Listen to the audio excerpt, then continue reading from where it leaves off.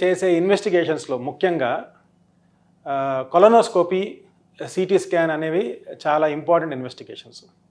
So ఈ కొలనోస్కోపీలో మనం ఏం చేస్తామంటే ఒక ఎండోస్కోపీని మన మలద్వారం ద్వారా లోపలికి పంపించి ఎంటైర్ లెంగ్త్ ఆఫ్ ద కోలాన్ని మనం చూడగలుగుతాం.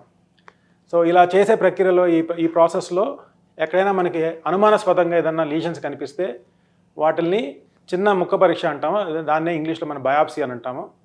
ఈ చిన్న చిన్న టిష్యూస్ని మనం బయాప్సీ ద్వారా తీసుకొని వాటిని మనం టెస్ట్కి పంపించినట్లయితే అది ఎటువంటి లీజన్స్, ఎటువంటి పెథాలజీ అనేది మనకి స్పష్టంగా అర్థమవుతుంది. అదేవిధంగా ఈ పేషెంట్స్కి సిటీ స్కాన్ కూడా ఒక ఇంపార్టెంట్ ఇన్వెస్టిగేషను.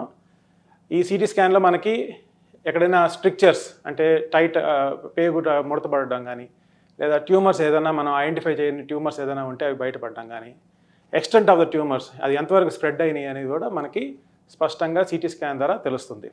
అదే కాకుండా ఒక్కోసారి వెరీ లో లయింగ్ ట్యూమర్స్ అంటే రెక్టమ్ కానీ ఇంకా కింద భాగంలో ఏదైనా అయితే ట్యూమర్స్ డెవలప్ అవుతాయో వాళ్ళకి ఎంఆర్ఐ స్కాన్ అనేది కూడా ఒక ఇంపార్టెంట్ టెస్ట్.